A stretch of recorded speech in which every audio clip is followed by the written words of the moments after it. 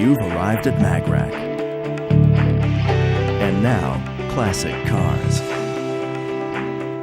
Okay, I've heard about ice fishing, but ice helicopters, ice golf, ice swimming?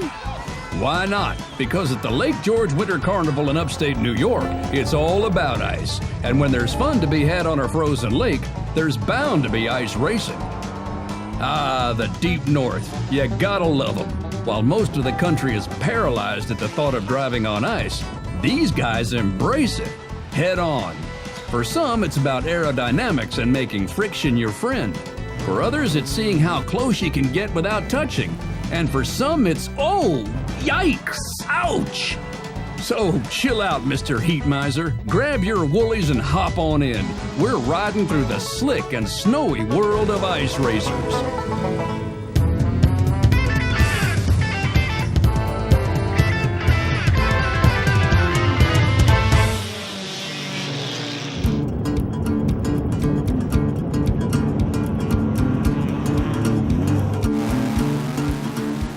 Driving on the ice in a car like mine is a full body experience.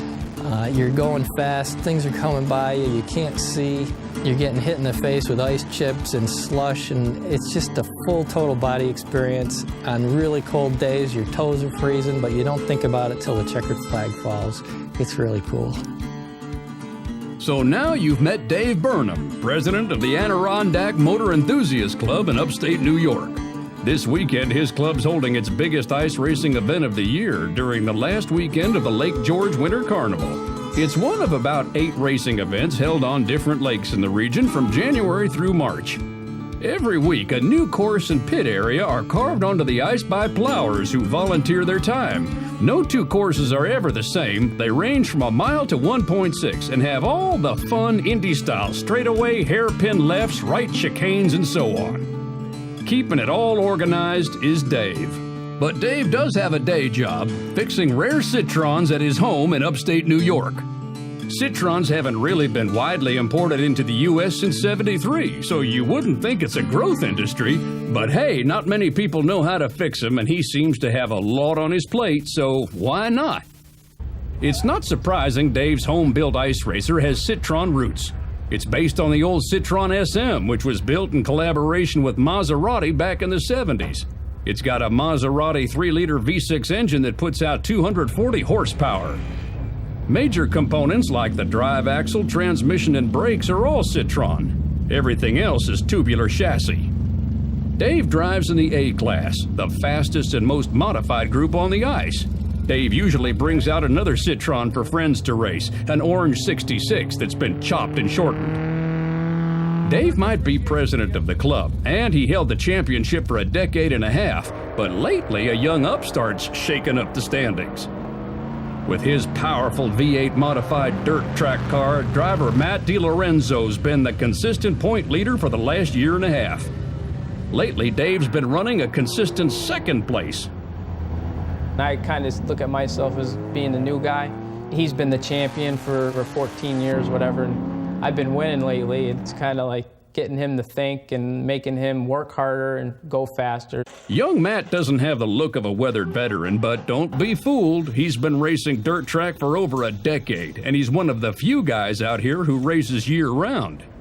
He knows how to work the sponsors, and a lot of the time and money that goes into the summer series is brought onto the ice. While money's always important, air is free, and Matt knows how to use that too. Aside from the wing up top, he's got airfoils down the back and a few other aerodynamic secrets up his sleeve. Up in the A-Class, it's usually Dave and Matt out front, but not far behind is another open-wheel speedster, Eric Roscoe. Eric drives a modified dune buggy with an old Chenworth racing chassis.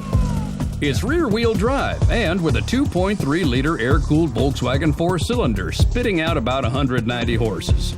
That doesn't sound like much, but it's a pretty good kick on a little 1,200-pound body. Eric doesn't have the power of Dave's 6-cylinder or Matt's big V8, but in the corners he's pretty much unmatched. Just watch him hug this hairpin. It's hard to believe that cars can corner like this on ice, but a closer look at the tires reveals the secret. This is a ice racing tire that we use. It's a tubeless tire. These studs are molded right into the rubber. They got like a washer on the back side of them. This tire has about a season on it, and what happens is the studs get loose, and if you see here, this is where the tires wear. The rubber wears away because you're going around the corner. The tire tends to fold over that way. And Matt's tires probably fold a little more than the average pair. Rear-wheel drive with a 570 horsepower V8 gives those little metal studs a workout. But now, if you're starting to think that using metal-studded tires is kind of cheating the elements, you'll be happy to know that there's a class that doesn't use them at all. In the street legal class, you just drive your car to the lake, and if it's less than 3,200 pounds, all you need is a helmet. In street legal, you can get close, but no touching. You gotta drive this car to work on Monday, not to mention getting home tonight, so this is a non-contact class. Though they're not nearly as fast as the Menard tire cars, they are extreme in their own way. They're pushing 90 miles an hour on the straightaway with street-legal snow tires on ice without any real added protection or roll cages. So on-track etiquette is key, and drivers that don't have the right temperament are quickly shown the door. You learn a lot about people when you race with them because it directly reflects what kind of a person they are. You know, I mean, if they're a jerk in real life, they'll probably be a jerk on the track. So, for the most part, the street legal class is pretty much jerk-free. Hitting turns like this in a crowd without touching is a pretty impressive display of driving skill. From a distance, the drivers look pretty controlled, but sometimes a closer look tells a different story. It's good to have an open-faced helmet because you can read a person's expression. You know if he's under control or not. Has he got the oh shit look? Or has he got the yeah, I'm right where I want to be look, you know? While bumping might be off limits in the street legal event, the Menard tire classes are a different ball game. The class above street legal is the D class, which generally runs anything less than a 2-liter engine. As you move up the ladder through C and B classes, the cars get more highly modified and the engines get bigger. One thing they all have in common is a roll cage. They also have something else in common. As we look around, we notice body panels that are bashed, mashed, and otherwise downright wrinkled. Some look like they're held together with duct tape. As the weekend goes on, we begin to realize that ice racing's definitely more of a contact sport than a beauty contest. One of the faster cars in the D class is an 87 Escort GT. The spray-painted black 53 car is driven by a teacher from Schenectady named Graham Jones. Graham put in a little bit of motor work, some chassis mods, a roll cage, and the old junker's taken on new life. Graham's Escort is the perfect example of getting a competitive little racer without a lot of cash, although he still takes a ribbing for his not-so-colorful exterior. Paint doesn't make it go fast. It's the other stuff underneath that makes it go fast. So it may be ugly, but it's fast, and that's all that counts. There's no reason to make it pretty if you're likely to have a date with a snowbank. It seems that unless you're in the street legal or up in the open wheel A class, then you'd better consider your ice racer a beater-upper. And today, one of the most beat-up of the beater-uppers also happens to be one of the most unique. A lot of people don't know this, but at one time Volvo actually made a sports car. The body was stamped in England and stuck onto a Volvo station wagon chassis. The result was the 1800. You don't see them much anymore, and you probably didn't expect to see one on the ice. But Richard Graham brings his out every race. I'm in the pest control business, so for me, I have nothing to do in the winter. Done the skiing, skidoos. I love getting in a car and having some kind of competition out there. And why not? At about just a $35 entrance fee for the day, it's about the best bang for the buck in all motorsports. And for speed freaks like Richard, it's about the biggest thrill you can get on a midwinter's weekend. Or maybe the second biggest thrill. Most fun I've ever had with my clothes on? Can I say that on TV? We think you can, Richard, although these days you never know. Anyway, we'll take your word for it. By the way, Richard's Volvo isn't the only Swede on the ice. There's a small Saab contingent led by two brothers, Claude and Dana Hutchings. They drive the old Saab 912 turbos, which were exported to the U.S. for only 2 years in the 80s. Claude drives the faster 00 car. Dana's number 84 car doesn't have quite the performance, but he holds his own. The two Saabs are actually in different classes, but it's hard to contain the sibling rivalry, so they always manage to race each other anyway. The cars are pretty close. The cars are pretty close horsepower-wise. If for some reason I'm in front of him on the start or something, I'll kind of let him. There's no sense of holding him up. I'll let him go by. He's hard to pass. The 912's intercooled turbo likes it cold, so the weather today isn't exactly working to their advantage. Not to mention the softer ice from the late February sun is starting to get them bogged down. We do not have close ratio transmissions in these cars. They just don't make them. So you got to come out of a corner in third gear and you're getting a lot of slush. It's like driving in sand on a beach. You just die. Saabs used to be the car to drive, but over the years their numbers dropped as lighter, cheaper Volkswagen Rabbits and Golfs took over the ice. While they no longer seem to dominate the ice racing circuit, they're still the toughest cars on the lake, and that can come in handy, particularly when those snowbanks get hard. Something that this little 1994 Del Sol knows all about. The sporty little blue Honda is another car you probably wouldn't expect to see on the ice, but with a few modifications, the double overhead cam VTEC 1.6 gives it some kick. It's driver Pat Stringer's only second year on the ice, and already his car is showing some serious wear and tear.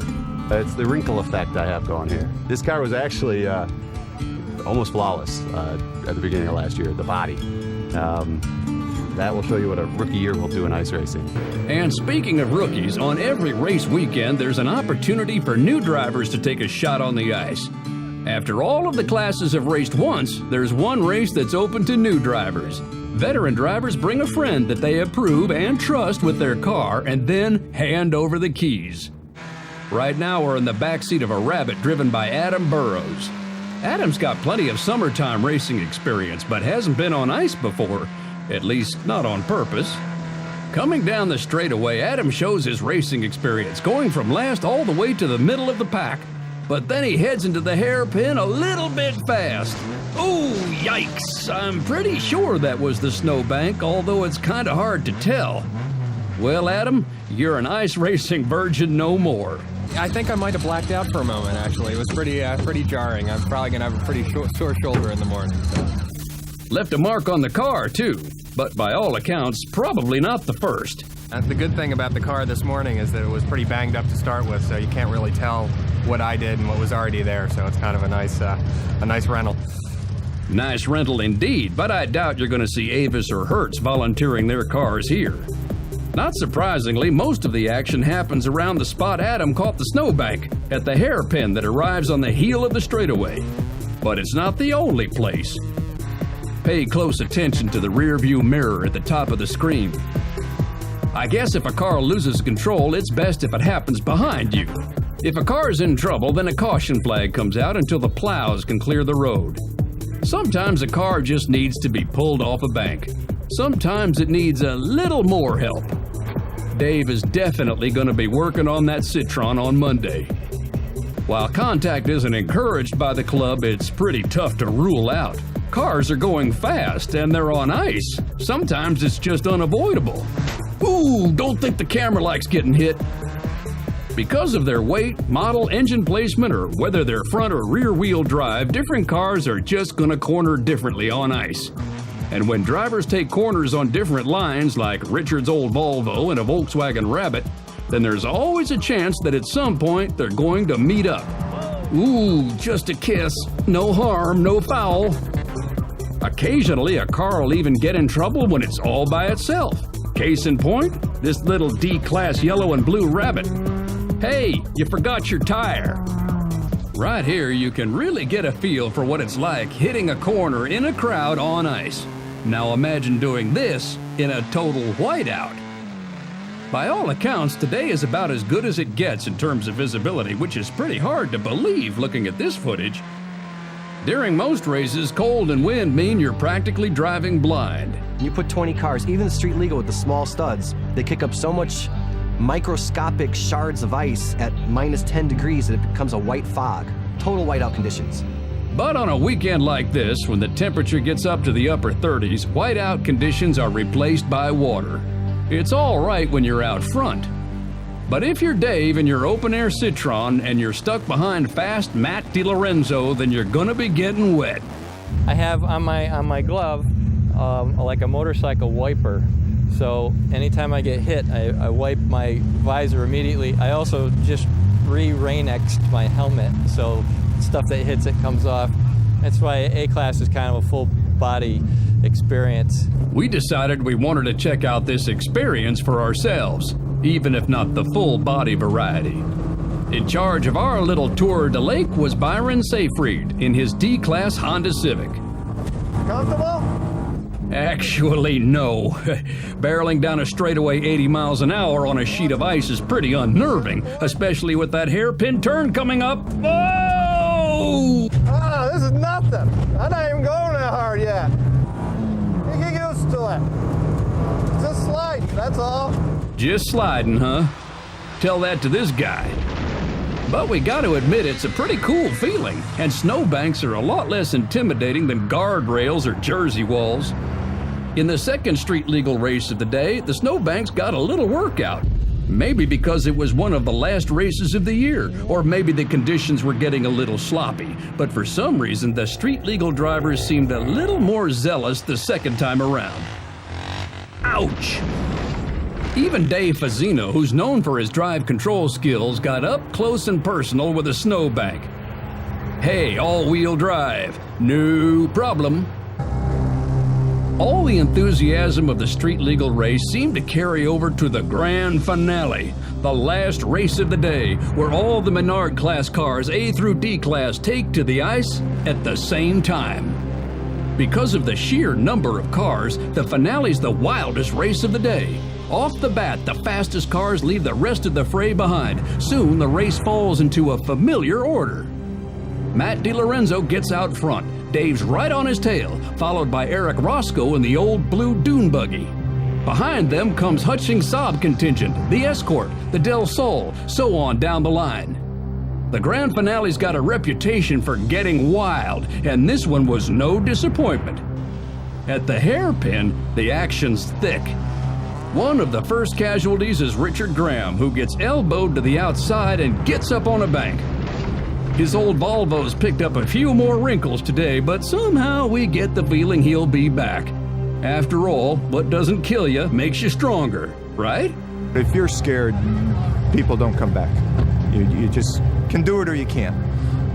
And Matt and Dave can certainly do it. Like most finale races, the open-wheeled speedsters lapped the other cars 3 times. Like most of the races lately, Matt DiLorenzo holds the lead. But his car's not up to its usual performance, and Dave's sticking tight, stalking him closely from behind, lap after lap. Then, in a crowded S-turn, Dave makes his move. Soon, the veteran in the yellow Citron leads the pack, and this time he intends to hold it through the checkered flag. Matt's got more horses, but this time Dave's got the better car. Just like old times, Dave's king of the ice once again. Matt'll be out to get him next time, but for now, the track belongs to Dave, and victory is his to savor, even if only for a day. But somehow we get the feeling that all this is less about winning or losing than it is about squeezing a little fun out of a long, hard winter. You're getting the wind and the cold and the water and the slush and everything hitting you in the face, and it's fun.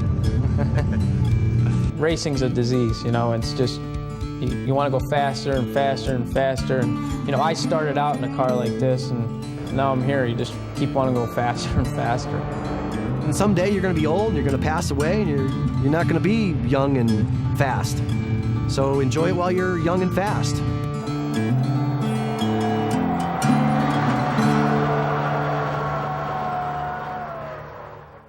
Classic Cars takes you back to when fins were in and legends ruled the road. If you like classic cars, put the pedal to the metal with your next car. Whether you're looking to buy or just like to look, you'll find your dream ride here. That's a cool car. Or check out Motorcycle Freedom. Take a spin on bikes made for cruising and bikes made for bruising. It's adrenaline on 2 wheels. It's all just a brotherhood, man. Whatever you're into, you'll find it on MagRack. Your passions on demand.